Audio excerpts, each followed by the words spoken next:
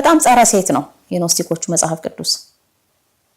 ምን ይላል መሰላችሁ? ሴት እንደ ወንድ ካልሆነች ወደ መንግስተ ሰማያት አትገባም ይላል። ይሄን ያስተማረው የኖስቲኮቹ ኢየሱስ ነው። እንግዲህ ምን ማለት ነው ሲባል ባትወልድ destroy the works of womanhood ይላል። ለምሳሌ ስለ ኖስቲኮቹ ኢየሱስ እና ስለ ኖስቲኮቹ መጽሐፍ ቅዱስ አላቸው ኖስቲኮች ብዙም አልሰማንም እኛ ኢትዮጵያውያን። ከ1970ዎቹ ወዲህ ግን የኖስቲኮቹ መጽሐፍ ቅዱስ ይፋ ወጥቷል። የተጻፈው ጥንት ነው፣ ከ2000 ዓመታት በፊት የመጀመሪያው ቤተክርስቲያን ስትመሰረት ኖስቲሲዝምም ያኔ ተመስርቷል። ግን መጽሐፍ ቅዱሳቸው ውስጥ ለውስጥ እንግዲህ መጽሐፍ ቅዱሳቸው ስለ ያው በኮቴሽን ውስጥ አድርጋችሁ ነው ማሰብ ያለባችሁ። መጽሐፍ ቅዱሳቸው ውስጥ ለውስጥ በምስጢር ማህበራት አማካኝነት ከትውልድ ትውልድ ሲተላለፍ ቆይቶ ምክንያቱም ሜይንስትሪም ክርስቲያኒቲ የሚባለው ላይ ብዙም ተቀባይነት ስለሌለው ስለሚያስፎግር ልበለው ተቀባይነት አለው በአውሮፓ ግን ፊት ለፊት ወቀሳ እንዳያመጣ ከኦሪየንታል ቤተክርስቲያናት ጋር በማነጻጸር የራሳቸው ሰዎች እንዳይወቅሷቸው ሸሸግ አድርገው ትንሽ በፍሪሜሰኖች በኢሉሚናቲዎች በሮሲክሩሺያኖች በኩል ሲቀባበሉት የኖሩት ነው መጽሐፍ ቅዱሳቸውን ማለት ነው። በእኛ ዘመን እንግዲህ ደግሞ ከ1970ዎቹ ወዲህ ለዓለም ህዝብ ለንባብ ክፍት ሆኗል። በተለይ ደግሞ አሁን ኢንተርኔት ከተስፋፋ በኋላ ይሄንን የኖስቲኮችን መጽሐፍ ቅዱስ አንድ በአንድ ክፍሎቹን እያወረዳችሁ ማንበብም ትችላላችሁ። በኦዲዮም አለ ዩቲዩብ ላይ ማዳመጥም ትችላላችሁ። ኢየሱስ የተባለው የኖስቲኮቹ መሲህ ምን እንዳስተማረ እንግዲህ በደንብ እዛ ላይ ማግኘት ይቻላል ማለት ነውና ዛሬ ላሳያችሁ የፈለኩት ከኦርቶዶክስ ተዋህዶ እምነት ውጪ ያሉ የክርስትና የእምነት ድርጅቶች ዋና አስተምህሯቸውን የቀዱት እኛ ከምናቀው መጽሐፍ ቅዱስ ሳይሆን ከኖስቲኮቹ መጽሐፍ ቅዱስ መሆኑን ላሳያችሁ ነው የፈለኩት። መቼ የኖስቲኮቹ መጽሐፍ ቅዱስ መቼ አግኝተን አንብበ ነው ልትሉ ትችላላችሁ ሌሎቻችሁ። እናንተ አላነበባችሁትም፣ የእናንተ መምህራን ግን አንብበውታል። ወይም የእናንተ መምህራንም ባያነቡት የእምነት ድርጅቶቹ መስራቾች ያውቁታል። ምክንያቱም ከምስጢር ማህበራት ትምህርት ቤቶች ከነ ፍሪሜሰን ትምህርት ቤቶች ነውና የሚመረቁት ማለት ነው። እነ ሉተርን እነ ማንን ጨምሮ ማለት ነው። ስለዚህ የኢትዮጵያ ፕሮቴስታንት ወይም የኢትዮጵያ ካቶሊኮች ወይም የኢትዮጵያ ኦርቶዶክሶች ስለ ኖስቲኮቹ መጽሐፍ ቅዱስ ባያውቁም መንፈሱ ግን ያውቀዋል። የምስጢር ማህበራቱ ያውቁታል። የእምነት ድርጅቶችን የሚከፋፍሉ በሙሉ ያውቁታል። መከፋፈያ ነጥቦቻቸውም ማለትም አሁን የኦርቶዶክስ ተዋህዶ እምነት ብለን አንድ በአንድ the basic tenets ወይንም የእምነቱ ዋና ዋና ዶግማዎች መገለጫዎች ብለን የምናስባቸውን ብናስቀምጣቸውና ከዛ ጋር ልዩነት ያላቸው ከሌሎች እምነት ድርጅቶች ጋር የሚከራከሩባቸውን ነጥቦች ብናይ እነዛ መከራከሪያ ነጥቦቹን የሚስማሙባቸውን ነጥቦች አይደለም የሚከራከሩባቸውን ነጥቦች የኖስቲኮቹ መጽሐፍ ቅዱስ ውስጥ ብንፈልግ አለ። ስለዚህ መከራከሪያው የመጣው ከምስጢር ማህበራት ነው ማለት ነው በሌላ ቋንቋ እንጂ ከመጽሐፍ ቅዱስ አይደለም። አንድ ምሳሌ ልስጣችሁና ወደ ዝርዝሩ ገባለሁ። ኢትዮጵያ ውስጥ ለብዙ 10 ዓመታት የምናውቀው ክርክር አለ። አንቺ ሴት ካንቺ ጋር ምን አለኝ የሚለውን ጥቅስ መቼም ያልሰማ ክርስቲያን አለ ብዬ አላስብም። ለብዙ 10 ዓመታት ተከራክረንበታል። የኦርቶዶክስ ተዋህዶ እምነት ተከታዮችና የፕሮቴስታንት እምነት ተከታዮች እንግዲህ በቃና ዘገሊላ ታሪኩን ለማስታወስ ያህል ማለት ነው ጌታችን መድኃኒታችን ኢየሱስ ክርስቶስ በእውነተኛው መጽሐፍ ቅዱስ በእኛ በክርስቲያኖች የኦርቶዶክስ ተዋህዶ እምነት ተከታዮች በምንቀበለው መጽሐፍ ቅዱስ ውስጥ በዮሐንስ ወንጌል ምዕራፍ 2 ላይ እንደተጻፈው ቃና በተባለች መንደር ሰርግ ተደረገ። ጌታችን መድኃኒታችን ኢየሱስ ክርስቶስ ከነደቀ መዛሙርቱ ከእናቱም ከቅድስት ድንግል ማርያም ጋር በዚያ ሰርግ ቦታ ታደመ። እያስተናገዱ እያለ እንግዲህ ወይን ጠጅ አለቀባቸው። ከዚያም ተደናገጡ። እመቤታችን ቅድስት ድንግል ማርያም ወይን እኮ አልቆባቸዋል አለችው። ከዚያም ጌታችን ምን አላት? አንቺ ሴት ካንቺ ጋር ምን አለኝ? ጊዜ እኮ ገና አልደረሰም አላት። እሷ ግን ወደ አስተናጋጆቹ ዞር ብላ የሚላችሁን ሁሉ አድርጉ አለቻቸው። ከዚያም ጋኖቹን ውሃ ሞሏቸው።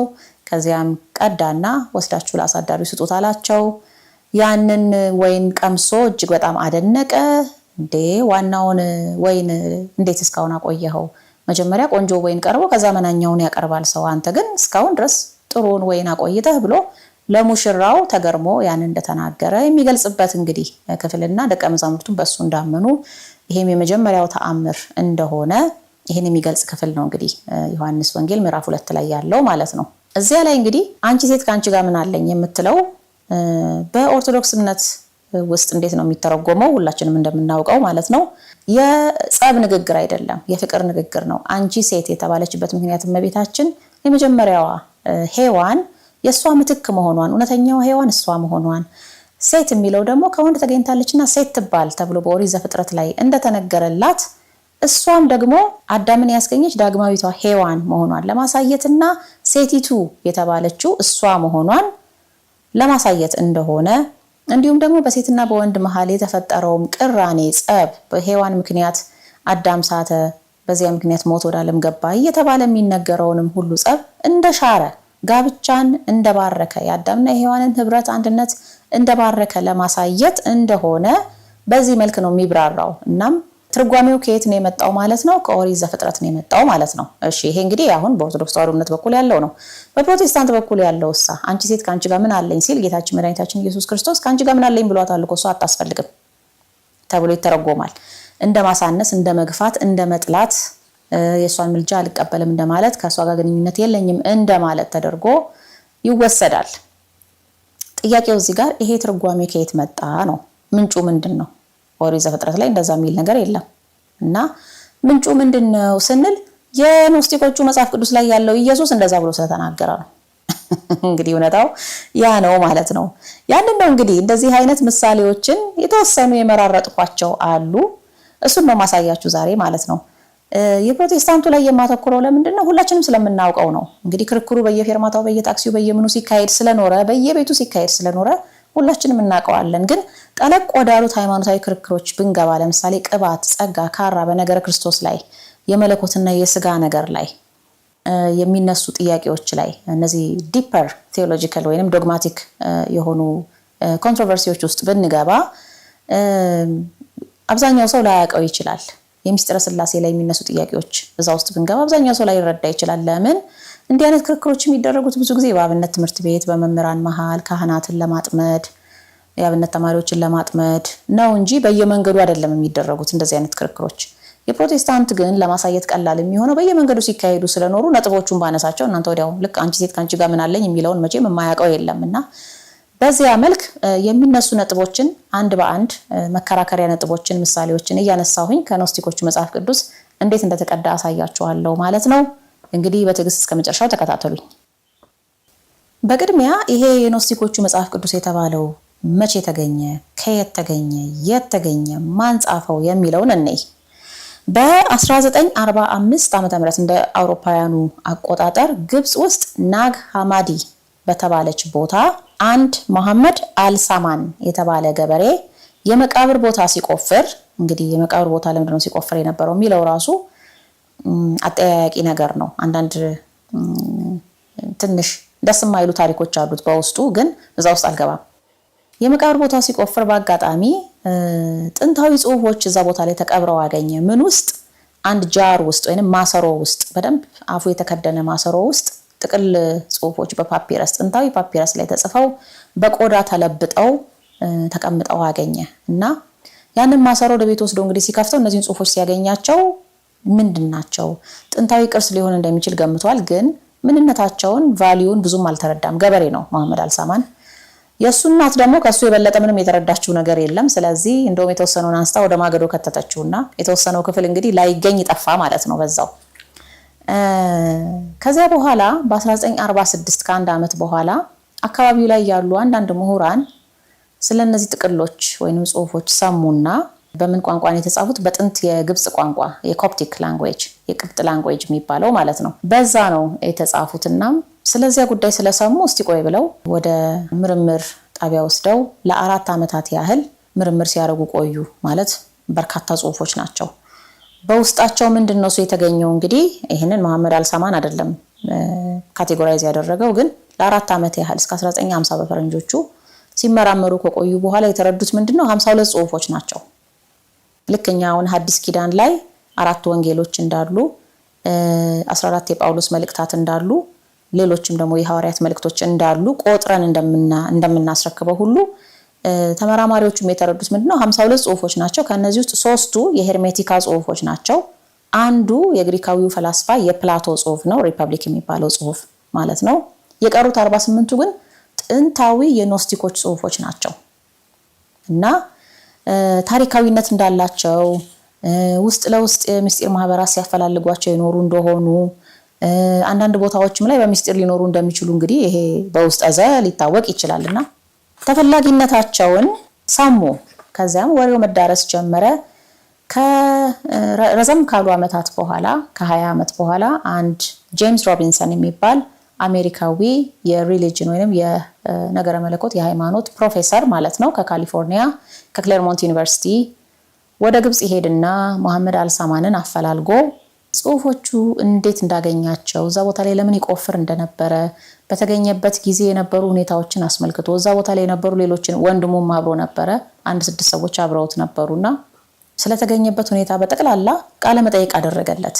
ከዚያ ያንን ወስዶ ልክ ይፋ ሲያወጣው የዓለም ምሁራን ስለ ኖስቲክ ጽሁፎች ስለነዚህ ስለ ናግ ሐማዲ ላይብራሪ ወይንም ናግ ሐማዲ ኮሌክሽን ተብለው ስለሚጠሩት ጽሁፎች ሰሙ ማለት ነው።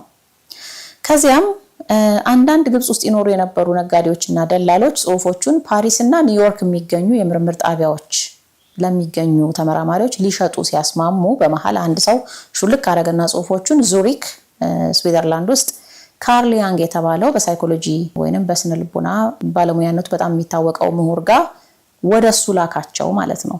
ካርል ያንግ ኢንስቲትዩት ውስጥም ተቀመጡ ለተወሰነ ጊዜ። ከዛ ካርል ያንግ ሲሞት የባለቤትነት ጥያቄ ተነሳ፣ ማን ይረከብ እነዚህን ጽሁፍ የሚል። ከዚያም ዩኔስኮም ጣልቃ ገብቶበት ወደ ግብጽ እንዲሄድና በግብጽ ብሔራዊ ሙዚየም እንዲቀመጥ ኮፕቲክ ናሽናል ሙዚየም ውስጥ እንዲቀመጥ ወይም እንዲቀመጡ እነዚህ ጽሁፎች ተወሰነ። እስካሁን እንግዲህ ዛኔ ያሉት ተብሎ ነው የሚታሰበው። ይሄ ነው እንግዲህ ጽሁፎቹ የተገኙበት ሁኔታ። የጽሁፎቹ ይዘቶች ምንድናቸው ለሚለው ወደ 52 ናቸው። ልክ በእውነተኛው መጽሐፍ ቅዱስ ውስጥ የማቴዎስ ወንጌል፣ የማርቆስ ወንጌል፣ የሉቃስ ወንጌል፣ የዮሐንስ ወንጌል፣ የሐዋርያት ሥራ፣ የቅዱስ ጳውሎስ መልእክት ወደ ቲቶ፣ የቅዱስ ጳውሎስ መልእክት ወደ ቆሮንቶስ ሰዎች እንደዚህ የሚሉ ክፍሎች እንዳሉት እነዚህም እንደዛው ክፍሎች አሏቸው። ላሰምርላችሁ የሚፈልገው ነገር እነዚህ 52ቱም ጽሁፎች በኢትዮጵያ ኦርቶዶክስ ተዋሕዶ ቤተክርስቲያን ወይንም በሌሎችም የኦርቶዶክስ ተዋሕዶ እምነቶች ውስጥ ተቀባይነት የላቸውም ሙሉ ለሙሉ።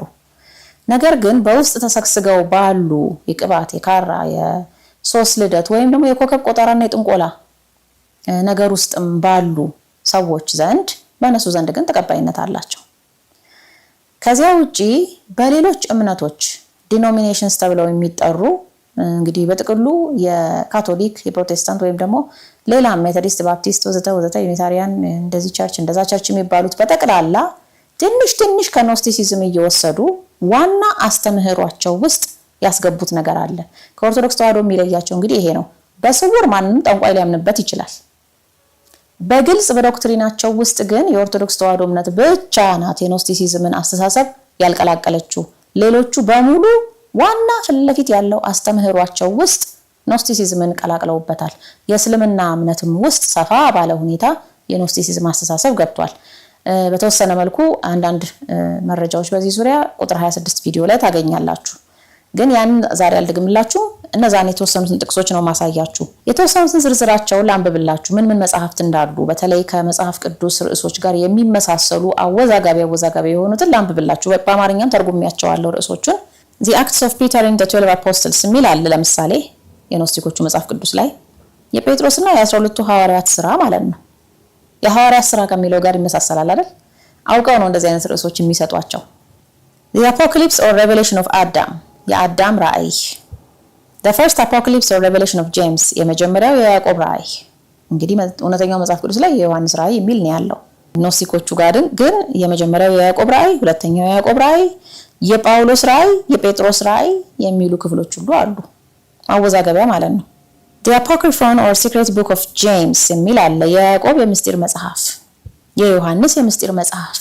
The Dialogue of the Savior የሚል አለ። ለምሳሌ የአዳኙ ወይንም የመድህኑ ንግግሮች። The Exegesis on the Soul ስለ ነፍስ የተሰጠ ትምህርት ወይንም ሀተታ። The Gospel of the Egyptians የግብፃውያን ወንጌል። አይገርምም? ከግብፅ የመጣ ኮተት ማለት የማን እንደሆነ እንግዲህ ልናየው ነው። The Gospel of Philip የፊልጶስ ወንጌል። The Gospel of Thomas የቶማስ ወንጌል። The Gospel of Truth የእውነት ወንጌል። The Interpretation of Knowledge የእውቀት ትርጓሜ። The Letter of Peter to Philip የጴጥሮስ መልእክት ወደ ፊልጶስ። መልከጼዴቅ የሚል ክፍልም አለው። ስለ ቅባት፣ ስለ ጥምቀት፣ ስለ ቅዱስ ቁርባን። ስለ ዓለም አፈጣጠር on the origin of the world የሚል ማለት ነው።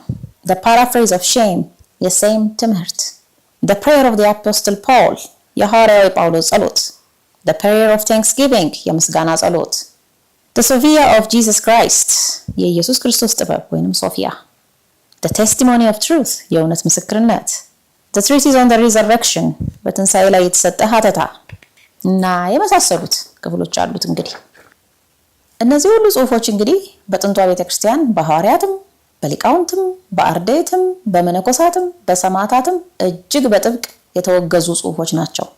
ጽሑፎቹም ይዘታቸው ይታወቅ ነበር በደንብ ምላሽም ተሰጥቶባቸዋል በሊቃውንት ማለት ነው፣ በቅዱሳን ሊቃውንት። የእነዚህ ጽሑፎች እንግዲህ የጋራ ባህሪያቸው ምንድነው ካላችሁኝ እኔ ጽሑፎቹን እንዳነበብኩት እንግዲህ ሰፊ ነው፣ ልክ መጽሐፍ ቅዱስን አንብቦ እንደመጨረስ ያህል ስፋት አላቸው። በተቻለኝ አቅም በዳሰስኩት መጠን የጋራ ባህሪያቸው የሚባለው ምንድነው መሰላችሁ? ኢየሱስ ክርስቶስንና እግዚአብሔርን ይነጣጥላሉ። ኢየሱስ ክርስቶስ እግዚአብሔር እንዳልሆነ ነገር ግን ከላይ የመጣ እንደሆነ በደፈናው እንደዛ እንድናስብ ነው የሚፈልጉት። ለብዙ ዘመናት የኖረው የምስጢር ማህበራት ትግል ደግሞ ይህንን እሳቤ እንደምንም እያደረጉ እያሹ ወደ መጽሐፍ ቅዱስ ወደ እውነተኛው መጽሐፍ ቅዱስ ውስጥ ማስገባት ነው እና ኢየሱስ ክርስቶስ የባህሪ አምላክ እንዳልሆነ እንድናስብ እግዚአብሔርነቱን እንድንረሳ ማለት ነው። እንደምንም አጣሞ አወለጋግዶ ጥቅሶቹን አንድ ቃልም ሁለት ቃልም አዲሱ ትርጉም የተሻሻለው ትርጉም ዓለም አቀፉ ትርጉም መደበኛው ትርጉም እንደዚህ የሆነው ትርጉም በቀላል አማርኛ የተተረጎመው ትርጉም ምናምን እየተባለ መጽሐፍ ቅዱስን እያሻሻሉ ወደ ኖስቲኩ እያስጠጉ የማምጣት ስራ ነው ሲካሄድ የኖረው ማለት ነው። በተለይ ወንጌሎችና የሐዲስ ኪዳን መልእክታት ላይ ማለት ነው። አንድ ምሳሌ ልስጣችሁ ለዚህ ኢየሱስ ክርስቶስንና እግዚአብሔርን ምን ያህል እንደሚነጥል የኖስቲኩ መጽሐፍ ቅዱስ። እንግዲህ እኛ እንደምናውቀው በእውነተኛው መጽሐፍ ቅዱስ በማርቆስ ወንጌል ላይ ምዕራፍ 12 ቁጥር 17 የፈሪሳውያንና የሄሮድስ መልእክተኞች ወደ ጌታችን መድኃኒታችን ኢየሱስ ክርስቶስ መጥተው ጥያቄ በጠየቁት ጊዜ መምህር ለቄሳር ግብር ማስገባት ተፈቅዷል ወይስ አልተፈቀደም? እንስጥ ወይስ አንስጥ ብለው በጠየቁት ጊዜ ምን የሚል መልስ ነው የሰጣቸው? የቄሳርን ለቄሳር የእግዚአብሔርንም ለእግዚአብሔር አስረክቡ ብሎ አስደናቂ መልስ ነው የሰጣቸው። ለምን ትፈትኑኛላችሁ አለ። ሳንቲሙን አምጡ አለ። አየ እዚህ ሳንቲም ላይ ያለው ምስል የማን ነው? የቄሳር። እንግዲያውስ የቄሳርን ለቄሳር የእግዚአብሔርን ለእግዚአብሔር አስረክቡ ነው ያላቸው። የኖስቲኮቹ መጽሐፍ ቅዱስ ላይ እንግዲህ ጎስፔል ኦፍ ቶማስ የቶማስ ወንጌል የተባለው መጽሐፍ ክፍላቸው ውስጥ ስታዩት ምንድነው የሚለው መሰላችሁ? እዛ ላይ give the emperor what belongs to the emperor, give God what belongs to God, and give me what is mine. አይገርምም? የቄሳርን ለቄሳር ስጡ የእግዚአብሔርንም ለእግዚአብሔር ስጡ የኔን ደግሞ ለኔ ስጡ አላቸው። አያችሁ? የቄሳርን ለቄሳር የእግዚአብሔርን ለእግዚአብሔር ብቻ ነበር ያለው እውነተኛው ኢየሱስ ክርስቶስ። የኖስቲኮቹ ኢየሱስ ግን የቄሳርን ለቄሳር የእግዚአብሔርን ለእግዚአብሔር የኔን ደግሞ ለኔ ስጡ ብሎ ራሱን ከእግዚአብሔር ነጥሎ ሌላ አካል እንደሆነ አድርጎ አወራ ማለት ነው። እንዲህ አይነት ነገሮች ናቸው እንግዲህ የተጣመሙ ጥቅሶች። ምክንያቱም አሁን በዚያ ዘመን ብታስቡት ማርቆስ የጻፈው ወንጌል በማተሚያ ቤት ተባዝቶ በወቅቱ ለነበሩ ክርስቲያኖች አልተሰራጨም። መቼም ዘመናዊ ህትመት ማሽን የለም። በየደረሱበት ሐዋርያትና የነሱ ተከታዮች ነበሩ የሚያስተምሩትና የቄሳርን ለቄሳር እግዚአብሔርን ለእግዚአብሔር ስጡ ብሏል ጌታችን መድኃኒታችን ኢየሱስ ክርስቶስ ብለው ሲያስተምሩ እነዛም የኖስቲኮቹም ክፍል የቄሳርን ለቄሳር እግዚአብሔርን ለእግዚአብሔር የኔን ለኔ ስጡ ብሏል ሲሉ አሁን እንግዲህ እንደ አድማጭ ሆናችሁ ስታስቡት ግራ ያጋባል በጣም። እንደዛ እያደረጉ ነበር እየከፈሉ የሚወስዱባቸው ማለት ነው። እንግዲህ ምዕመናንን ግራ የሚያጋቡባቸው በተለይ ከሁለተኛው እስከ አራተኛው መቶ ክፍለ ዘመን ድረስ ከኖስቲኮቹ አንጃ ወይም ክፍል የሚወጣው ትምህርት የሚጻፈው ጽሑፍ የሚሰራጨው ፍቅርና በጣም በዝቶ ስለነበረ በጥንቷ ቤተክርስቲያን የነበሩ ሊቃውንት በሁለተኛው በሶስተኛው መቶ ክፍለ ዘመን የነበሩት ምላሽ ይሰጡበት ኖረዋል ማለት ነው። ዋና ስራቸው የኖስቲኮቹን ኑፋቄ መከላከል ነበርና በመጨረሻም ላይ እንደውም እነዚህ ጽሑፎች ናግ ሐማሪ ላይ የተገኙት ራሳቸው የጳኩሚስ ገዳም ውስጥ ሰርገው ገብተው እንደነበረና እንዲወጡ ያስደረገው ኢትዮጵያዊው ሊቅ ቅዱስ አትናቴዎስ እንደሆነም ጭምር ይነገራል። ይሄ ዓለም የሚያውቀው ታሪክ ነው ማለት ነው። የተወሰኑ ሬፈረንሶችንም ከዚህ ቪዲዮ በታች ዲስክሪፕሽን ቦክስ ውስጥ አስቀምጥላችኋለሁ ዋቢ መጽሐፍት ማለት ነውና እንግዲህ ኢትዮጵያውያን መነኮሳትም ጭምር ናቸው ሲዋጉ የነበረው ማለት ነው በዚያ ሰዓት የሚገርማችሁ እንደውም በሌላ ጊዜ ያካፍላችኋለሁ ግን አንድ ቅርብ ጊዜ አንድ ጣሊያናዊ የጻፈው መጽሐፍ አለ ስለ ኖስቲሲዝምና ስለ ኢትዮጵያ እና በኢትዮጵያ ያሉ ጥቂት መነኮሳት በየጊዜው የሃይማኖት ሪፎርም እያደረጉ አለ። እሱ ሪፎርም ሊለው ይችላል። ነገር ግን ስርዓት እየሰሩ ብንለውኛ ወይም ትምህርቱን እያቀኑ እያስተካከሉ እያቃኑ ኖስቲኮች የሚበርዙትን ማለት ነው እነሱ በሚያደርጉት ትግል ነው ኖስቲሲዝም እየተሸነፈ የመጣው ብሎ መስክሯል። የሚገርማችሁ አሁን በ2024 በወጣ መጽሐፍ ውስጥና ሌላ ጊዜ ያጋራቸዋለሁ እሱን። ዞሮ እንግዲህ አትናቴዎስ ከግብጽ ሲያሳድዱት ከኢትዮጵያ ሲያሳድዱት ኖስቲሲዝምን ኢትዮጵያ ውስጥ ገብቶ አይደለም ግን እንዳይገባ ሲከላከሉ ብንል ይሻላል። የት ሄዶ ተደበቀ ማለት ነው? ሮም፣ ኢራን፣ ፋርስ ሌሎችም የእስያ ሀገራት ውስጥ ሄዶ ተደበቀና የምስጢር ማህበራት ውስጥ እንግዲህ እየሰረገ እየገባ እየበታተነ ኖረ ማለት ነው። ሌሎች ጥቅሶችን ምሳሌዎችን ከማየታችን በፊት አንድ የመጨረሻ ጥያቄ ለመመለስ ያህል እነዚህ የኖስቲኮች ወንጌላት ራእያት ቅድም የነበብኳቸው ለምሳሌ ጎስፔል ኦፍ ቶማስ፣ የቶማስ ወንጌል፣ የፊልጶስ ወንጌል ማን የጻፋቸው ስንል ሐዋርያት አይደሉም። እነ ቶማስ አልጻፉም እንደዚህ ብለው፣ እነ ፊልጶስ አልጻፉም እንደዚህ አይነት መጽሐፍ አልጻፉም። የጻፉት እነማን መሰላችሁ? እነ ሲሞን መሰሪ ናቸው የጻፉት። ሲሞን መሰሪና ጓደኞቹ ቀላል ሰዎች አይደሉም። ታሪካቸው ባጭሩ ተጻፈ እንጂ በሐዋርያት ስራ ላይ የሰሩት ስራ የበረዙት መበረዝ መጠን ግን ቀላል አይደለም። ሲሞን መሰሪም ብቻውን አይደለም፣ የሱ ቢጤዎች ብዙ ነበሩ። በወቅቱ በእስራኤል በመካከለኛው ምስራቅ ብዙ ነበሩ። ስኩል ኦፍ ቶት ስለሆነ ለምሳሌ ሐዋርያት ስራ ምዕራፍ 5 ላይ የተጠቀሱት ገሊላዊው ይሁዳና ቴዎዳስ የሚባሉት እንደ ሲሞን መሰሪ ብዙ ተከታይ የነበራቸው ራሳቸውንም ወደ መሲህነት ያሳደጉ በጣም ብዙ ይፈላሰፉ የነበሩ ብዙ ተአምራትን ህዝብ ፊት ያደርጉ የነበሩ በጥንቆላ ማለት ነው። እናም ብዙ ህዝቡን ያምታቱበት የነበሩ ሲፈልጉ አንዴ የዮሐንስ ደቀ መዛሙርት ነን ይላሉ፣ የመጥምቁ ዮሐንስ ማለት ነው። ሲፈልጉ አንዴ የፊልጶስ ደቀ መዝሙር ነኝ ይላሉ። ፊልጶስ ጋር ሄዶ ተምሯል አይደል? ተጠምቋል እኮ ሲሞን መሰሪ። ከዛ በኋላ ደግሞ ያንን ህብረታቸውን ልክ እንደ ውስጥ አዋቂ አድርገው ለማውራት ደግሞ ትምህርቱን ለመበረዝ ደግሞ ይጠቀሙበታል። ስለዚህ ህዝቡ ግራ ተጋብቶ ነበረ። በተወሰነ ደረጃ እነሱ ክርስትናን የሚሰብኩት ይመስለው ነበርና ግን መናፍቃን ናቸው። ግማሽ በግማሽ ነው የሚያስተምሩት። ግማሽ የራሳቸውን ማለትም የኖስቲሲዝምን የጥንቆላውን የጣዖት አምልኮውን ትምህርት፣ ግማሽ ደግሞ ከነ ፊልጶስ የሰሙትን ትምህርት ማለት ነው። በዚያ መልክ ነው የኖስቲክ ወንጌሎች እና የኖስቲክ መልእክታት የተጻፉት ማለት ነው። በኋላ በ1945 ናግ ሐማዲ ላይ ተቆፍረው የተገኙት የነ ሲሞን መሰሪ ውጤቶች ናቸው። ወደ ጽሁፎቹ ይዘት ስንመጣ ቅድም ያልኳችሁን የኖስቲኮቹ ኢየሱስ እናቴን እጠላለሁ ብሎ የተናገረበት ቦታ አለ ወይ ካላችሁ አለ። ጥቅሱን ላንብብላችሁ። The Gospel of Thomas ወይንም የቶማስ ወንጌል ተብየው መጽሐፋቸው ውስጥ እንዲህ ይላል 101 ላይ ወይንም ጥቅስ 101 ላይ ነው እንደዛ የሚለው Whoever does not hate father and mother as I do cannot be my disciple, and whoever does not love father and mother as I do cannot be my disciple. For my mother dash የጠፉ ክፍሎችም አሉት። ምክንያቱም የጥንት መጽሐፍ ስለሆነ የተፋፋቀ የተደለዘ በውሃ በመናን በርጅና የጠፋም ክፍል አለው። ስለዚህ ይሄ ዳሹ በዛ ምክንያት የጠፋ ቦታዎችና ፊደሎች ናቸው ማለት ነው። For my mother ... but my true mother gave me life ብሎ ተናግሯል። ትርጓሜው ምንድነው? አባቱና እናቱን እንደኔ የማይጠላ ይሄኔ ደቀ መዝሙር ሊሆን አይገባውም አለ የኖስቲኮቹ ኢየሱስ። አባቱና እናቱን እንደኔ የማይወድም የኔ ሊሆን አይገባውም፣ ምክንያቱም እናቴ ዳሽ የጠፋ ቦታ ነው፣ እውነተኛዋ እናቴ ግን ሕይወትን ሰጠችኝ በማለት ተናግሯል። እውነተኛው መጽሐፍ ቅዱስ ላይ ያለው ጥቅስ ምንድነው የሚለው ካል ማቴዎስ ወንጌል ምዕራፍ 10 ቁጥር 37 ላይ እንዲህ ነው የሚለው ከኔ ይልቅ አባቱንና እናቱን የሚወድ ለኔ ሊሆን አይገባውም ነው ያለው እውነተኛው ኢየሱስ። ከኔ ይልቅም ወንድ ልጁን ወይንም ሴት ልጁን የሚወድ የኔ ሊሆን አይገባውም፣ መስቀሉንም የማይዝ በኋላይም የማይከተለኝ ለኔ ሊሆን አይገባውም። ነፍሱን የሚያገኝ ያጠፋታል፣ ነፍሱንም ስለኔ የሚያጠፋ ያገኛታል ነው ያለው። እንግዲህ መድኃኒዓለም ኢየሱስ ክርስቶስ ከኔ ይልቅ ሲል ለእናትና ለአባቱ አድልቶ፣ ለልጁ ለሴት ወይም ለወንድ ልጁ አድልቶ፣ ለሰው አድልቶ እኔን የካደ ከኔ መስመር የወጣ ከኔ ትእዛዝ የወጣ እኔን ያልወደደ ለማለት ነው እንጂ እንደኔ እናቱን የማይጠላ አላለም። የኖስቲኮቹ መጽሐፍ ቅዱስ ግን ወደዛ አድርጎ ወስዶታል። እንደኔ እናቱን የማይጠላ ደግሞ እንደኔ እናቱን የማይወድም ብሏል at the same time። ስለዚህ የምትወደድም እናት አለችው፣ የምትጠላም እናት አለችው ማለት ነው የኖስቲኩ ኢየሱስ። የሚገርማችሁ ይሄንን በደንብ የተለያዩ ክፍሎች ላይ የኖስቲኮቹ መጽሐፍ ቅዱስ ላይ ስትፈልጉት በተለይ the gospel of philip እና authoritative teaching የሚባሉ ሁለቱ ሌሎች ክፍሎች ላይ ስታዩት ሐሳቡ ምንድነው መሰላችሁ? የምትወደደው እናቱ ሰማያዊት ናት። የኖስቲኮቹ ኢየሱስ እንደዛ ነው የሚያስበው። ሰማያዊት እናት አለችው፣ ሟችነትን፣ ፈራሽነትን፣ በስባሽነትን ያላወረሰችው። ከዛ ደግሞ ምድራዊት እናት አለችው እቺኛዋ ማይወዳት።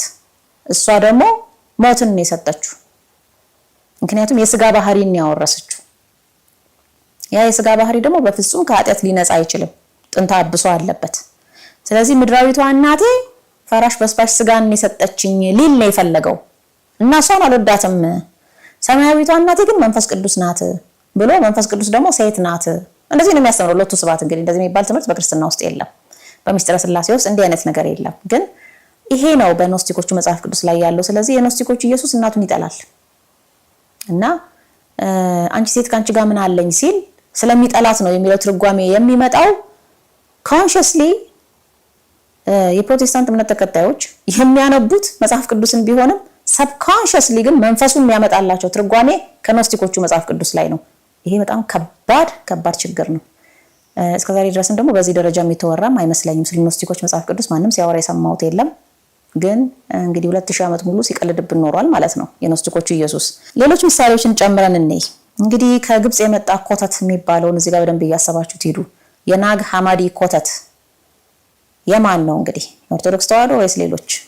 ብዙ ጊዜ እንደዛ ብላችሁ ስለምትጽፉልኝ ነው የፕሮቴስታንት እምነት ተከታዮች በቪዲዮዎች ስር የኦርቶዶክስ እምነት እኮ ከግብጽ የመጣች ኮተትና ተረት ትላላችሁ። ግን ፕራክቲካሊ እውነታው ምንድነው ተብሎ ሲታይ ከናግ ሐማዲ ማሰሮ ውስጥ የተገኘው ኮተት ከኦርቶዶክስ ተዋህዶ እምነት ውጪ ያሉት ዲኖሚኔሽኖች ናቸው እንጂ የኦርቶዶክስ ተዋህዶ አይደለችም። ሌሎች ምሳሌዎችን እንግዲህ እንዴት የምንፍቅና ትምህርቶች ምንጫቸው የኖስቲኮች እሳቤ እንደሆነ እንደምናውቀው እንግዲህ አሁንም የፕሮቴስታንቱን ነው ምሳሌ መጠቅስላችሁ። በኦርቶዶክስ እምነት ተከታዮች ዘንድ ቅድስት ድንግል ማርያም ወይንም ቅዱሳን መላእክት ወይንም ቅዱሳን ሰዎች ሲነሱ ስማቸው ሲነሳ ሲጠቀስ ፕሮቴስታንቶች የምትሉት አንድ ነገር አለ። ኢየሱስን አትጋርዱት፣ አትሸፍኑት የሚባል ነገር እንደውም መቼ ከትላንት ወዲያ እያየው ነበር ኮሜንት እንኳን አደረሳችሁ ብዬ ለፍልሰታ ፌስቡክ ላይ አንዲት አጭር ጽሁፍ ፖስት ሳደርግ ከስር ኢየሱስን ሸፋኝ ብሎ አንዱ ጽፎልኛልና ቅድስት ድንግል ማርያምን ማንሳት ማለት አውቶማቲካሊ ኢየሱስን መሸፈን ነው ተብሎ ነው የሚታሰበው። እንግዲህ ያው ይሄንን ሁላችንም እናውቀዋለን። ይሄ ነገር አለ ወይ የኖስቲኮቹ መጽሐፍ ቅዱስ ላይ ካልን አዎ ከዛን የመጣው ከዚህ ከእውነተኛው መጽሐፍ ቅዱስ ላይ አልመጣም። በነገራችን ላይ ኢየሱስ እንዴት ይሸፈናል? እኔ ስለ ሊቀ መላእክት ቅዱስ ሚካኤል ሳነሳ ኢየሱስ ክርስቶስን ትሸፍኛለሽ የሚለኝ ሰው ኢየሱስ ክርስቶስን አሳንሶ አይቶታል ማለት ነው። በጣም ልክ እኔ ልብስ ላሰጣ ስወጣ መስኪ ባክሽን አደራሽን ፀሐይዋን እንዳትከልይን ብሎ እንደመናገር ነው። ፀሐይዋን በጣም አሳንሶ ገምቷታል ማለት ነው። እኔ ልብስ እዚህ ጋር ማስጣቴ ፀሐይዋን ሄዶ እንደመጋረድ አድርጎ ወስዷታል ማለት ነው። እና ለፀሐይዋ ያለውን ንቀት ነው የሚያሳየው ይሄ። ፀሐይ በእኔ ልብስ ማስጣት አትጋረድም። እዚች ጋር ትንሽዬ ስፔስ ጥላ ሊያርፍበት ይችል ይሆናል እንጂ ፀሐይዋ በጭራሽ አትጋረድም፣ አትሸፈንም። እንሸፍናት ብንል አንችልም። እንግዲህ ከፀሐይ የሚበልጠውን ኢየሱስ ክርስቶስን ደግሞ የፈለገ የዓለም ሕዝብ ተሰብስቦ ክህደት ቢያወራ ራሱ አይሸፍነውም። እና አንዲት የፌስቡክ ፖስት ላይ እንኳን ለእመቤታችን ለቅድስት ድንግል ማርያም የትንሣኤና የዕርገት በዓል አደረሳችሁ ሲባል ኢየሱስን ሸፈንሽ የሚል ሰው ኢየሱስን እየሰደበው ነው። በዛ አይሸፈንም ኢየሱስ ክርስቶስ። ማሳነስ ነው ይሄ። ለሱ ያላችሁን ንቀት እየገለጻችሁ ነው። የኖስቲኮቹ ኢየሱስ ግን ይሸፈናል በጣም። ሌላ ሰው ሲነሳ ያማዋል። ናርሲሲስቲክ ፐርሰናሊቲ ዲስኦርደር አለበትና እኔ ያለው እንዴት ሌሎችን ታነሳላችሁ ብሎ በጣም ይናደድባቸው ነበር ይላል ደቀ መዛሙርቶቹ ላይ። እውነትም ይሄ ሲሞን መሰሪ ነው እንጂ መድኃኒዓለም ኢየሱስ ክርስቶስ አይደለም። ምክንያቱም መድኃኒዓለም ኢየሱስ ክርስቶስን መጽሐፍ ቅዱስ ላይ እንደምናየው ሌሎችን ማንሳት ችግር የለበትም። እንደውም ፈልጎ ያነሳል፣ ደስ ይለዋል። ወዳጆቹ ናቸዋ፣ ቃል ኪዳን አለዋ ከነሱ ጋር። አብርሃምን ያነሳል፣ ይስሐቅን ያነሳል፣ ያዕቆብን ያነሳል፣ መጥምቆ ዮሐንስን ያነሳል። ምን ልታዩ ወጣችሁ እያለ ያደንቀዋል በሕዝብ ፊት። ዳዊትን ያነሳል፣ ሶሎሞንን ያነሳል፣ ንግስተ ሳባን ያነሳል። ስራቸውን፣ ጥበባቸውን፣ እምነታቸውን ያደንቃል። የነነዌ ሰዎችን ያነሳል። በበጎ የሚያነሳቸው ብዙ ናቸው። ሊቀ ነቢያት ሙሴን ብዙ ጊዜ አንስቶታል። በኖህ ዘመን የነበሩትንም አንስቷል። እናም ኢየሱስ ክርስቶስ ትሁት ነው። ያከበራቸውን አያፍርባቸውም፣ ያነሳቸዋል። ሌሎች ሲያነሷቸውም ደስ ይለዋል። የዳዊት ልጅ ሆይ ማረን ሲሉ ዳዊትን አስቦ ስለ ዳዊት ሲል ምህረትን ያደርግላቸዋል፣ ይፈውሳቸዋል። እንዲህ ነው እንግዲህ መድኃኔዓለም ኢየሱስ ክርስቶስ ስለ ሌሎች መነሳት በቃል ኪዳኑ ስላለፉ ቅዱሳን ይገደዋል። ጋረዱኝ የሚል ነገር የለበትም። የትህትና አባት ስለሆነ ማለት ነው። ትሁት ነው፣ እጅግ ትሁት ነው። ከሱ ቀድመው የነበሩትን ነቢያት ያነሳል፣ በፍቅር ያስታውሳቸዋል። አይደለም እውነታዊ አይደለም? እንግዲህ የኖስቲኮቹ መጽሐፍ ቅዱስ ላይ ያለው ኢየሱስ ግን ምን እንደሚል እኔ የቶማስ ወንጌል ጋር እንመለስ በድጋሜ። እንዲህ ይላል ቁጥር 52 ላይ His disciples said to him, 24 prophets have spoken in Israel, and they all spoke of you. He said to them, you have disregarded the living one who is in your presence, and you have spoken of the dead. ትርጉም ደቀ መዛሙርቱም 24 ነቢያት በእስራኤል ነበሩ፣ ሁሉም ስለ አንተ ተናገሩ አሉት። እሱም በፊታችሁ ያለውን ትታችሁ ስለሞቱት ትነጋገራላችሁ አላቸው ይላል። እንግዲህ ስለሞቱት ስላንቀላፉት ሙታን እንዴት ትናገራላችሁ? እኔ ሕያው በፊታችሁ ቆሜ ሳለሁ የሚለው የኖስቲኮቹ ኢየሱስ ነው ማለት ነው። እውነተኛው ኢየሱስ የሕያዋን አምላክ እንጂ የሙታን አምላክ አይደለም። ራሱን እንደዛ ብሎ ገልጾም አያውቅም። ስለዚህ ይሄ ኢየሱስን ሸፈናችሁ የሚለው አስተሳሰብ የመጣው ቀጥታ ከኖስቲኮቹ መጽሐፍ ቅዱስ ነው ማለት ነው። እውነተኛው መጽሐፍ ቅዱስ ላይ የለም። ሶስተኛ ምሳሌ እኔ የተለመደው መዳን በእምነት ነው በስራ የሚለው አሰልቺ the old original boring argument ታውቁታላችሁ አይደል? እሱን ደግሞ እስቲ የኖስቲኮቹ መጽሐፍ ቅዱስ ላይ ካለ እንፈልግ። ሰው በስራው አይድንም ይድናል የሚባለው ነገር እምነትና ስራ ራሱ እንዴት ነጣጥሮ ማየት ይቻላል? ይሄ እንግዲህ ስለ ስራ አስፈላጊነት እምነት በስራ እንደሚገለጥ መጽሐፍ ቅዱስ ከዳር እስከ ዳር ብናነበው መስመር በመስመር ብዙ ቦታዎች ላይ ይገልጽልናል። ራሱ መድኃኔዓለም ኢየሱስ ክርስቶስ ምን ብሏል?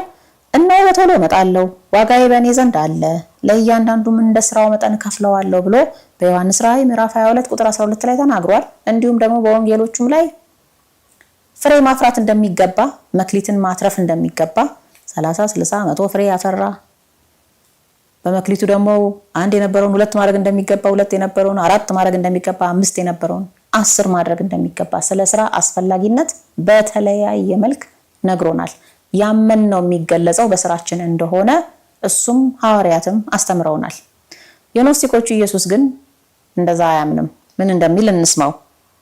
ዳያሎግ ኦፍ ዘ ሴቪየር የሚሉት መጽሐፋቸው ላይ ወይንም የአዳኙ ወይንም የመድኑ ንግግሮች የሚለው መጽሐፋቸው ላይ እንዲህ ይላል ቁጥር 64 ጀምሮ Matthew said, why do we not rest at once? The Lord said, when you lay down these burdens. Matthew said, how did the small join itself to the big? The Lord said, when you abandon the works which will not be able to follow you, then you will rest. ትርጉም ማቴዎስ ምን አለ? ለመሆኑ አሁኑን ወደ እረፍት ማንገባው ለምንድን ነው? ወይንም ለምንድን ነው አሁኑን ወደ እረፍት ማንገባው ብሎ ጠየቀ። እረፍት ማለት እንግዲህ አንደኛ የመንፈስ ቅዱስ ሰላም ደስታ ማለት ሊሆን ይችላል። ሁለተኛ ራሱ የገነት እረፍት የመንግስተ ሰማያት እረፍት ማለትም ሊሆን ይችላል።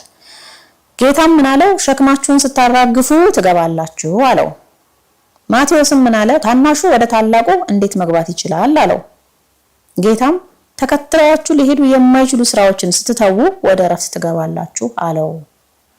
ተከትለዋችሁ የማይሄዱ ስራዎችን እንግዲህ ሰውን መልካም ስራው ይከተለዋል ነው አይደለም የሚባለው በአባባል ደረጃ እንኳን በመጽሐፍ ቅዱስ ጥቅስ ደረጃ ካየነው ቅድም ያልናቸው አሉ። እንደገናም ደግሞ ወደ መንግስተ ሰማያት በብዙ ድካም እንገባ ዘንድ አለን ብለው ሐዋርያት የተናገሩትም ቃል አለ።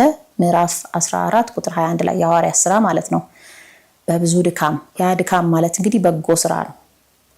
ያመነውን በስራ ለመግለጽ ነው በዚህ ምድር ላይ እድሜያችንን የሚረዝምልን እንጂ ሌላ ምክንያት የለምና በዚያ ወደ መንግስተ ሰማያት እንደምንገባ ስራችን እንደሚከተለን ይሄንን ነው እንግዲህ መጽሐፍ ቅዱስ የሚያስተምረን። ይሄ የኖስቲኮቹ ኢየሱስ ግን ወደ እረፍት ተከትለዋችሁ የማይሄዱ ስራዎችን ስታቆሙ ይላል ማለት ነው። ኃጢያቶችን አይልም። ልብ በሉ። ኃጢያቶቻችሁን ስትተዉ ወደ እረፍት ትገባላችሁ አይልም። ንስሐ ስትገቡ ወደ እረፍት ትገባላችሁ አይልም። ስራን ስትተዉ ወደ ረፍት ትገባላችሁ ግን ይላል። እንግዲህ በመልካም ስራ የማይገለጥ ህይወት ነው ማለት ነው እረፍት ተብሎ በኖስቲኮቹ ዘንድ የሚታወቀውና ያ ነው ፕሮቴስታንቲዝም ውስጥ የገባው ሌላ አይደለም። አራተኛ ምሳሌ ስለ ቅዱስ ቁርባን የፊልጶስ ወንጌል የተባለው መጽሐፋቸው እንዲህ ይላል። This world its corpse and everything eaten in this world also dies. Truth its life and no one nourished by truth will die. Jesus came from that realm and brought food from there and he gave life to all who wanted it that they might not die. ይሄን የተናገረው እንግዲህ የኖስቲኮቹ ኢየሱስ ነው። ምን ላይ? The Gospel of Philip ወይንም የፊልጶስ ወንጌል የተባለው መጽሐፍ ላይ። ትርጉም ዓለም የበድንን ስጋ ይበላል፣ በዚህ ዓለም የተበላ ነገር በሙሉ ደግሞ ይሞታል። እውነት ግን ሕይወትን ይበላል፣ እውነትን የተመገበ በሙሉ ደግሞ አይሞትም። ኢየሱስ ክርስቶስ ከእውነቱ ዓለም የመጣ ነው፣ ምግብንም ያመጣው ከዚያ ነው። ለፈለጉትም ሁሉ ሕይወትን ሰጣቸው እንዳይሞቱ። ይሄ እንግዲህ ክርስትናን ያልተቀበሉ አይሁዶች የሚናገሩት ንግግር ነው። ስጋ ወደሙ እያላችሁ የሞተ ሰው ስጋ ትበላላችሁ ይሉናል አይሁዶች፣ ክርስትናን ያልተቀበሉ አይሁዶች ማለት ነው። እንደውም በመዝሙረ ዳዊት ምዕራፍ 37 ቁጥር 21 ላይ ቅዱስ ዳዊት ምን ይላል? የወንድማቸውን በድን አረከሱ ይላል። የጌታን በድን እንደማንኛውም በድን ነው ያዩት አይሁዶች እና እሱን ብንነካ እንረክሳለን ብለው ያስቡ ነበር። ምክንያቱም በኦሪቱ ስርዓት ነበረ የሞተውን መብላት መርከስ ነው፣ እንደገና ደግሞ የሞተውን መንካትም መርከስ ነው። ቢያንስ አንድ ቀን ቆይቶ ማታ ላይ ያርኩሰቱ ይለቀዋል ይቀደሳል ብለው ያስባሉ። በድን የነካ ሰው እስከ ማታ ድረስ ርኩስ ይሆናል ተብሎ ይታሰባል እንግዲህ በኦሪቱ ስርዓት። ያ ግን ለጌታ ስጋ አይሰራም ነበረ። አይሁዶች የተሳሳቱት መለኮት የተለየው ነው ብለው ስላመኑ ነው የጌታን ስጋ። እንግዲህ ይሄንን ያልተጠመቀውን የአይሁዶቹን አስተሳሰብ ነው ማለት ነው ጎስፔል ኦፍ ፊሊፕ የተባለው የኖስቲኮቹ መጽሐፍ ላይ የምናገኘው። መለኮት የተለየው የተራ ሰው ስጋ ብለን ካሰብን አዎ አስከሬን ነው እየበላን ያለ ነው ማለት ነው አይደል? ይሄንን ነው እንግዲህ አይሁዶች በአይምሯቸው ውስጥ የሚያስቡት። እና ኢየሱስ ክርስቶስን እውነት ነው ብለን የምናምን ከሆነ እውነት ደግሞ በስጋ መጥቷል፣ ቃል ስጋ ሆነ ብለን ካመን እውነት በስጋ መጥቷል ብለን ካመን ያ ስጋ መለኮት የተዋሃደው እውነት የሆነ ስጋ ነው ማለት ነው። ማቴሪያል ስጋ ነው ማለት ነው። የሚጨበጥ የሚዳሰስ የሚበላ የሚጠጣ ነው ማለት ነው እንግዲህ አይደለም። እኛ የምናምነው መለኮት ያልተለየው ነፍስ ግን የተለየውን ስጋ እንበላለን፣ መለኮት ያልተለየው ነፍስ ግን የተለየውን ደም እንጠጣለን ብለን ነው የምናስበው። ኖስቲኮቹ ግን የሚያስቡት ምንድነው? አስከሬን የነካ አስከሬን የበላ ይሞታል፣ ይሄ ምድራዊ ምግብ ነው። ያው አይሁዶች ናቸው ማለት ነው አይደል የጻፉት እንግዲህ ወይም ራሳቸውን እንደ አይሁድ የሚቆጥሩ እስራኤላውያን ናቸው የጻፉት እና ሲሞን መሰሪ ናቸው የጻፉት እንግዲህ the gospel of Philip የተባለው ደግሞ የፊልጶስ ወንጌል እንግዲህ ከፊልጶስ ዘንድ ተምር ያለው ብሎም ይፎክር ስለነበረ ሲሞን መሰሪ በዚያ ክሬዲት ወስዶ ነው የጻፈው ማለት ነውና ምድራዊ ምግብ ፈራሽ በስባሽ ነው፣ እውነተኛው ሰማያዊው ምግብ ግን እውነት ብቻ ነው። ስለዚህ ያ እውነት ደግሞ እንግዲህ ሐሳባዊ ነው ማለት ነው፣ ስጋ አልለበሰም። ስለዚህ ክርስቶስ በስጋ እንደመጣ አልታመነም ማለት ነው። ምክንያቱም እውነት ክርስቶስ ነው፣ እውነት ኢየሱስ ነው። ክርስቶስ በስጋ እንደመጣ የማይታመን መንፈስ ደግሞ የሐሳዊው መሲህ መንፈስ ነው። ያ ነው እንግዲህ ሐሳዊው መሲህ ነው ማለት ነው የኖስቲኮቹ መጽሐፍ ቅዱስ ውስጥ ያለው። አምስተኛ ምሳሌ ስለ ቅዱስ መስቀል ደግሞ እናውራ። መስቀል ቅዱስ ነው፣ መስቀል መድኃኒት ነው፣ መስቀል ጽናት ነው፣ መስቀል ኃይል ነው ብላ የምታምን የኦርቶዶክስ ተዋሕዶ እምነት ብቻ ናት። ሌሎች መስቀል ምልክት ነው ሊሉ ይችላሉ። መስቀል ቤዛ ነው አይሉም። መስቀል አዳኝ ነው አይሉም። መስቀል ትምክህት ነው አይሉም። መስቀል የመለኮት ጸጋ ለብሷል አይሉም። መስቀል እንጨት ነው ሊሉ ይችላሉ፣ እንደ ደቂቀ እስጢፋ ማለት ነው። መስቀል በእነሱ በቃ የጌታን ሞት የምናስታውስበት አንድ መታሰቢያ ምልክት ሊሆን ይችላል። እንደውም ከዛም አልፎ ደግሞ የማይፈለግ ምልክትም ተደርጎ ሊወሰድ ይችላል። አባቱ የሞተበት መሳሪያ ምናምን እየተባለ ማለት ነው። ያንን ለምንድን ነው እሱ የሚያስቡት? እንግዲህ የመለኮት ጸጋ ላዩ ላይ አለ ብለን እኛ እንደምናምነው ስለማያምኑ ነው።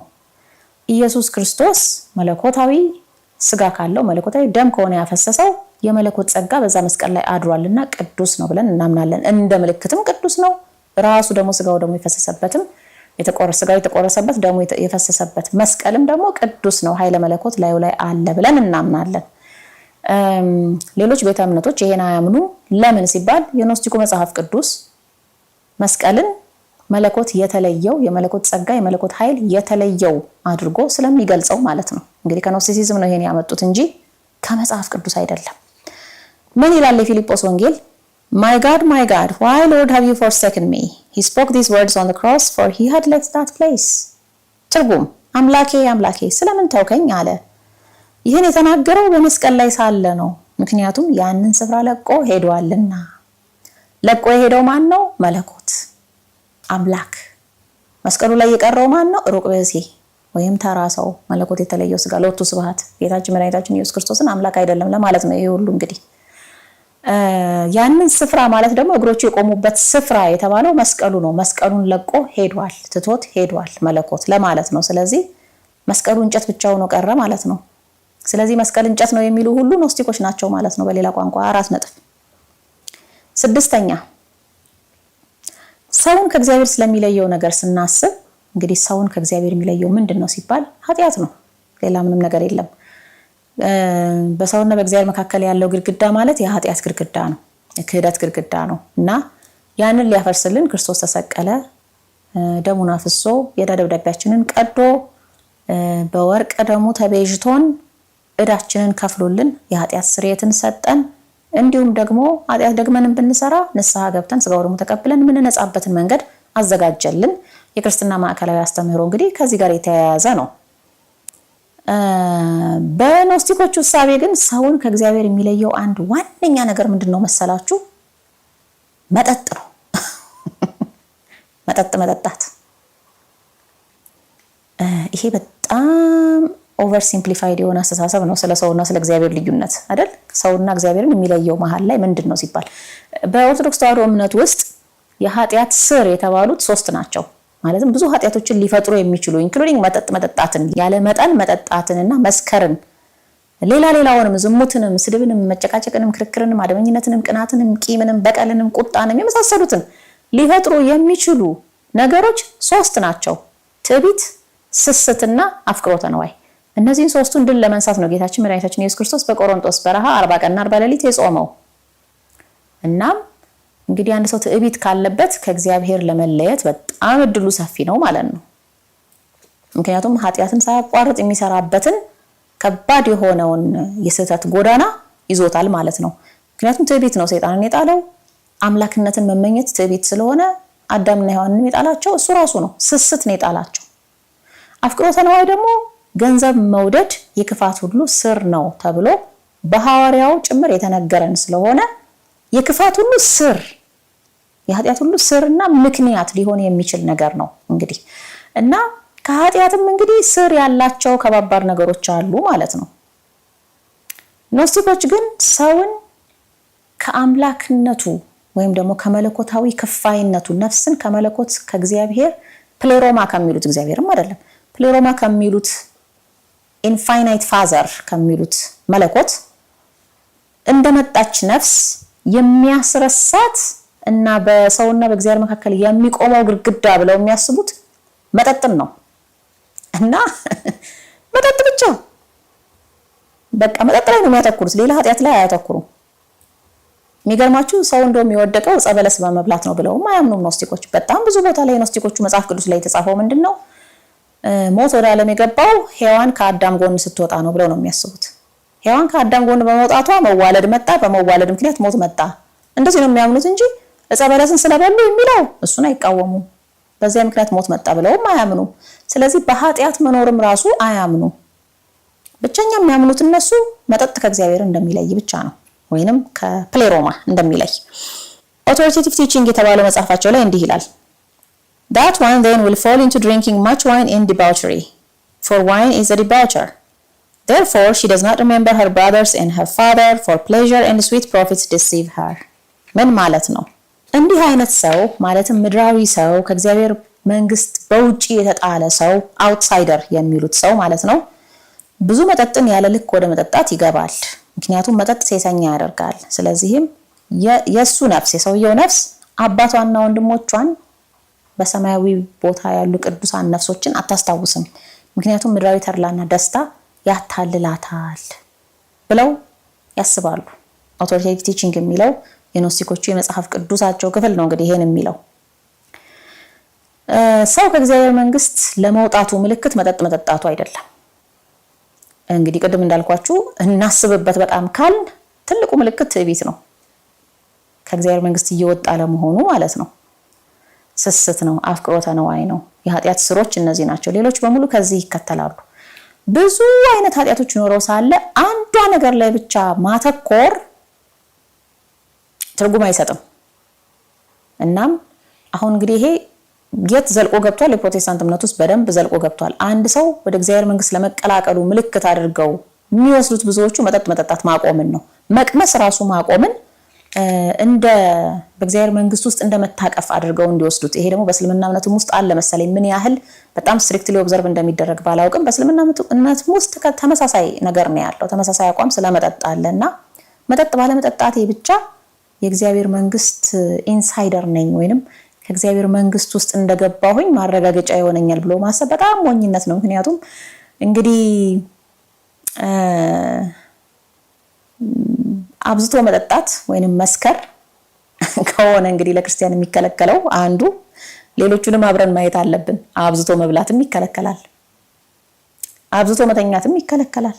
ምክንያቱም ሰው በሌሊት ተነስቶ ለእግዚአብሔር ምስጋና ማድረስ አለበት፣ ግዴታው ነው። ይጠየቅበታል። ያንን ሳያደርግ ዝም ብሎ የሚተኛም ይጠየቃል። አብዝቶ መጋጊያጥና መኳኳልም ያስጠይቃል። አብዝቶ ተድላ ደስታ መውደድም ያስጠይቃል።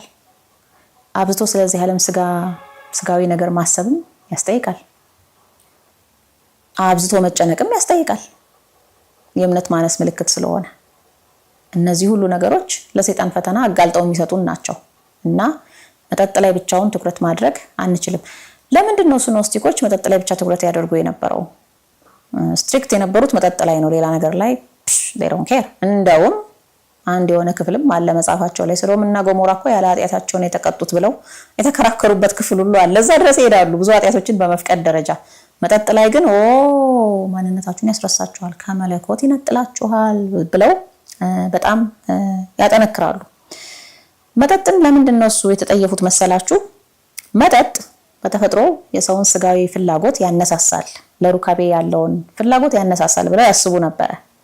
ያ ደግሞ መዋለድን ያመጣል፣ ሩካቤን ያመጣል። መዋለድ ደግሞ አንፈልግም ብለው ያስቡ ስለነበረ ለዛ ነው ኦሪጂኑ ያ ነው። መጠጥ ላይ በተለየ ትኩረት ኖስቲኮችን እንዲጠሉት ያደረጋቸው ያ ነው። ለምንድን ነው ስጋዊ ፍላጎትን የሚያነሳሳው መጠጥ በተለየ ሁኔታ፣ ሴሰኝነትን በተለየ ሁኔታ ያነሳሳል ብለው ያምኑ የነበረው ለምንድን ነው ካልን የሆነ ተረት አላቸው። ምን ይላሉ መሰላችሁ? on the origin of the world የሚለው ላይ የዓለም አፈጣጠር የሚለው መጽሐፍ ክፍላቸው ላይ እንዲህ ይላል። the woman followed the earth and marriage followed the woman and reproduction followed marriage and death followed reproduction. After Eros, the grapevine sprouted up from the blood that was shed upon the earth. Therefore, those who drink the vine acquire the desire for intercourse. ትርጉም በምድር ምክንያት ሴት መጣች፣ በሴት ምክንያት ጋብቻ መጣ፣ በጋብቻ ምክንያት መዋለድ መጣ፣ በመዋለድ ምክንያት ሞት መጣ። ኤሮስ የተባለው የስጋዊ ፍትወት ኃይል ላይ ወደ ምድር ከፈሰሰው ደም የወይን ተክል በቀለ። ስለዚህ ከዚያ የወይን ግንድ የጠጡ ሁሉ የሩካቤ ስጋ ፍላጎት ያድርባቸዋል በማለት የወይን አትክልትና መዘዙን ሊያስረዱን ይሞክራሉ ማለት ነው። እንግዲህ በዚህ ምክንያት ከሆነ ወይን የተጠመደውና የተጠላው ሁለት ጥያቄዎች ማንሳት ሊኖርብን ነው። አንደኛ ከወይን ውጪ ሌሎች የሚያሰክሩ መጠጦችስ የበቀሉት እዚያ የኤሮስ ደም ላይ ነው? ጌሾና ብቅል የበቀሉት እዚያ ደሙ የፈሰሰበት መሬት ላይ ነው? እንግዲህ የሆነ ተረት አለ on the origin of the world ላይ የሆነች ሰማያዊት አንዲት ቨርጅን አለች። ማን ነበረ ስሟ? ጠፍቶኛል። ብዙ ናቸው የኖስቲሲዝም አማልክቶች ብዛታቸውና እሷ ኤሮስ የተባለው የፍትወት ኃይል ላይ ያን ሪፕሬዘንት የሚያደርግ አንድ ሰው አለ ጎልማሳ። እሱ ላይ ደም አፈሰሰችበት። ያ የፈሰሰው ደም መሬት ላይ ከሱ ላይ ነው እንግዲህ ወይን ተክል በቀለ ብለው የሚያስቡትና ከዛ ወይን ጠጣ በሙሉ ደግሞ ሴሰኛ ይሆናል ወይንም ስጋዊ ፍላጎቱ ይነሳሳል። በዚያ ምክንያት መጠጥ ይጠጣና ልጅ ይወልዳል፣ አላስፈላጊ የሆነ ሩካቤ ውስጥ ይገባል የሚል አይነት የተቀዣበረ ተረት ነው ያላቸው። በዛ ምክንያት ነው መጠጥን የሚጠሉት። እና እንግዲህ ጌሾና ብቅልም እዛ ላይ ነው ወይ የበቀሉት የሚል ጥያቄ አንደኛ ማንሳት ይኖርብናል። ሁለተኛ ደግሞ ሌሎች ምግቦችስ የፍትወትን ኃይል የሚያነሳሱ ምግቦች መጠጥን እንቶ ምግብ እኮ ነው በዋናነት የሚያነሳሳው የፍትወትን ኃይል። በተለይ ቅመማ ቅመሞች እነ ቅርንፉድ እነ ቀረፋ ምናምን ብዙ ስራ ይሰራሉ። እና ሌሎችስ ደግሞ እነ ነጭ ሽንኩርት፣ ዝንጅብል፣ ምስር፣ ለውዝ፣ የበሬ ስጋ፣ አሳ፣ ሌሎችም ጎመን፣ ስፒናች፣ እነዚህ ሁሉ በሳይንስ የተረጋገጡ የሰውን ሊቢድናል ኢነርጂ ወይም ደግሞ የሩካቤን ፍላጎት የሚያነሳሱ ያንን ኃይል የሚጨምሩ የምግብ አይነቶች ናቸው። ብዙ ናቸው ሊስታቸውና እነሱስ እንግዲህ እነሱንስ መተው የለብንም። ይሄ እንግዲህ ለኖስቲኮቹ የሚቀርብ ጥያቄ ነው ማለት ነውና ኤኒዌይ ሰው መጠንቀቅ ካለበት ከትዕቢት መጠንቀቅ አለበት። ትዕቢትን በውስጡ ይዞ መጠጥ ባይጠጣ አንድም እርምጃ አይራመድም በእግዚአብሔር መንግስት ማለት ነው። እኔ ከቅዱስ ሚካኤል እበልጣለሁ ብዬ እያሰብኩኝ መጠጥ ባልጠጣ አምዳን ተስፋ የለኝም። ትዕቢትን ማሸነፍ ከቻልኩና ትንሽ ትሕትና በውስጤ ከታየ ግን ተስፋ አለኝ ለእግዚአብሔር መንግስት። እውነታው ያ ነው እና እንግዲህ ልቀጥል ፈልጌ ነበረ ግን አንድ ነገር ገደበኝ። ምንድነው መሰላችሁ? ለምሳሌ ስለ ምስጢረ ስጋዌ፣ ስለ ምስጢረ ስላሴ በጣም ብዙ ስሁት አስተምሮዎች በኖስቲኮቹ መጽሐፍ ቅዱስ ላይ አሉ። ዛሬ የምንከራከርባቸው ከመጀመሪያውም ጀምሮ ብዙ የሃይማኖት ክፍፍሎች እንዲመጡ ምክንያት የሆኑ ክርክሮች በሙሉ አሉ። እነዚህ 52ቱ መጽሐፎች ውስጥ አሉ፣ የኖስቲኮቹ መጽሐፎች ውስጥ። ግን እያወጣሁኝ ላስተምር ወይም እዚህ ጋር ላሳይ እንደማሳያ እንደምሳሌ ላቅርባቸው ብል ትንሽ የማያውቀውን ሰው ምንፍቅና ማስተማር ነው የሚሆነው። እንደዛው እንዳልሰማናቸው ቢቀሩ ይሻላል። ነገር ግን መምህራን በተለይ ቴዎሎጂም ላይ ምንም ላይ ምርምር የምታደርጉ ሰዎች ስኮላርሊ የሆነውን ስራ አብራችሁ የምትሰሩ መምህራን እዚህ ነገር ላይ በደንብ ምርምር አድርጋችሁ ህዝቡን ብታስተምሩ ጠቃሚ ነው ብዬ አስባለሁ። ምክንያቱም ምንፍቅናዎች በሙሉ ምንጭ አላቸው። አሁን እሰይ ተመስገን፣ የተከደነ የማይከፈት የተሰወረ የማይገለጥ ነገር የለም ብሎ ጌታችን የተናገረው ነገር እውነት ነው። በእኛ ዘመን እኔ ልግለጠው እንጂ ይሄንን የእግዚአብሔር ፈቃድ ስለሆነ ነው አሁን እየሰማ ነው ያለ ነው። ይሄን ነገር ምንፍቅናዎች በሙሉ ምንጭ አላቸው። አሁን መጽሐፉ ተገኝቷል። እግዚአብሔር ይመስገን። በ1945 በቁፋሮ ተገኘ። በ1970 ሙዚየም ውስጥ ገባ። ከዛ በኋላ በ80ዎቹና በ90ዎቹ በእንግሊዝኛ ተተርጉሞ ተሰራጨ። አሁን ከየት እንደመጡ ራስ የሚያዞሩ ወሬዎችና ኮተቶች ማየትና መታዘብ እንችላለን። እኔ በጥቂቱ ነው የዳሰስኩት። በመጽሐፍ መልክ ላውጣው ብል ብዙ ነገር እዛው ላካትት እችላለሁ። ለዛሬ የጠቀስኩላችሁ ግን በጣም ትንሽ ነገር ነው። የሚገርማችሁ ሃይማኖታዊውን ነገርም ትታችሁ ብዙ ፖለቲካዊ ነገሮችም አሉ። ብዙ ደግሞ ዘመናዊ የሚመስሉ በጣም ጎጂ የሆኑ ማህበራዊ አስተሳሰቦችም አሉ። የዚሁ የኖስቲኮቹ መጽሐፍ ቅዱስ ላይ ይሄ የኮንትራሴፕቲቭ ሙቭመንት ከመጣ ጀምሮ ማለትም የወሊድ መከላከያ የሚባለው ነገር ከመጣ ጀምሮ ሴቶች የገቡበት ህይወት አሁን በምዕራባውያን ላይ እንደምናየው ማለት ነው። ሴቶች የገቡበት ህይወት በጣም አስቸጋሪ ነው የሆነው። ቶሎ በትዳር አይወሰኑም፣ ከብዙዎች ጋር ይወጣሉ። ወደ ትዳር ሲገቡ ደግሞ ወይ መውለድ አይፈልጉም የመሳሰለው። ከዛ በኋላ በዚህ መሀል እያለ ደግሞ እድሜ ይሄድና ከዛ በኋላ ልውለድ ቢሉም ደግሞ አይመጣም ወይ ትዳሩ አይመጣም። እንደዚህ እያለ የተዘባረቀ ህይወት ውስጥ እንዲገቡ ያደረጋቸው ራሱ በዚህ በኖስቲሲዝም ውስጥ ያለው ኃይል ነው። ብዙዎቹ ደግሞ በእንደዚህ አይነት ችግር ውስጥ ገብተው የሚሰቃዩት የሚገርማችሁ ኮከብ ቆጣሪ ምናምን አስትሮሎጂ የሚያነቡ ሴቶች ምናምን ናቸው፣ በምዕራባውያን ላይ እንደምናየው ማለት ነው። ኖስቲሲዝም በክሏቸዋል ማለት ነውና ይሄ ሰርድ ዌቭ ፌሚኒዝም የሚባለው የመጀመሪያው ድሮ ፌሚኒዝም ጥሩ ነበረ። ምክንያቱም ሴቶች እንዲበረቱ፣ ቤተሰባቸውን ባክቦን መሆን እንዲችሉ፣ ጠንካሮች እንዲሆኑ፣ ጥሩ እናት እንዲሆኑ፣ ጠንካራ ሴት እንዲሆኑ የሚያደርጉ ነገሮች ነበሩ ድሮ የነበሩ ፌሚኒዝሞች። ከሆነ ጊዜ በኋላ በዘመናዊው ዓለም ያለው ፌሚኒዝም ግን በዚህ በኖስቲሲዝም የተበከለ ነው፣ ራዲካል ፌሚኒዝም የሚባለው ማለት ነው። እሱም ጭምር የወጣው እንግዲህ ከእንደዚህ አይነት አስተምሮ ነውና ወዴት መሰላችሁ እንዲሄዱ የሚፈልገው ወደ ዝሙት ህይወት። ለምን መሰላችሁ? እነ ሲሞን መሰሪ ብዙ ህይወታቸውን ያሳለፉት ከዘማውያን ጋር ነበረ። የሲሞን መሰሪ ሚስት እንደውም ሄለን የምትባለዋ ከመሸታ ቤት ቀጥታ አውጥቶ ያመጣትና ጥንቆላ ይሰራባት የነበረች ሴተኛ ዳሪ ነበረች ነው የሚባለውና እውነተኛ ትዳር የላቸውም ኖስቲኮች። የድሮዎቹ እንግዲህ ዋናዎቹ ኖስቲኮች የነሱን ህይወት ነው የሚያወርሱት። ሌላ እዚህ ጋር ልጨምርላችሁ የምችለው ዘዳቪንቺ ኮድን ታውቁታላችሁ አይደለም? ስለ ማርያም መግደላዊት የሚነገረው እዛ ጋር ለምን ይመስላችኋል? እንግዲህ አንድ ሰው የሚያገባው አንዲት በዝሙት ህይወት የኖረችን ሴተኛ አዳሪ ነው የሚለው እሳቤ የኖስቲሲዝም ዋና ማዕከላዊ ጭብጥ ስለሆነ ነውና ጸረ ሴት፣ ጸረ ትዳር፣ ጸረ መውለድ፣ ጸረ ቤተሰብ፣ ጸረ ብዙ ማህበራዊ የሆኑ ጤናማ የሆኑ ነገሮች የሆነ አስተሳሰብ ስለሆነ ከዚህ ውስጥ ራሱ እንዴት እንደሚወጡም ጭምር በማህበራዊ እንዲህ በአካዳሚክ አይንም ራሱ ስታዩት ብዙ ነገር ውስጥ ታገኙበታላችሁና መምህራንም በደንብ እንድታዩት የሃይማኖት መምህራን ምሁራንም እንድትመራመሩበት አደራላለሁኝ። ተጠርዞ ዘኖስቲክ ባይብል በሚል መልክም አለ። እንዲሁም ደግሞ አንድ በአንድ ዳውንሎድ በማድረግም ደግሞ ከኢንተርኔት ላይ ማንበብም ይቻላል 52ቱንም ክፍሎች። እንግዲህ ለዛሬ ይሄንን ብዬ አበቃለሁ። በዚሁ ሳምንት መጨረሻ አካባቢ ላይ ቁጥር 40 ቪዲዮዬን ለመልቀቅ እሞክራለሁኝ። ስለ ዘገየው አሁንም በድጋሚ ይቅርታ ጠይቃለሁ። በቀጣይ ትምህርታዊ ገለጻ እንገናኛለን። ቸር ሰንብቱ። መልካም ሳምንት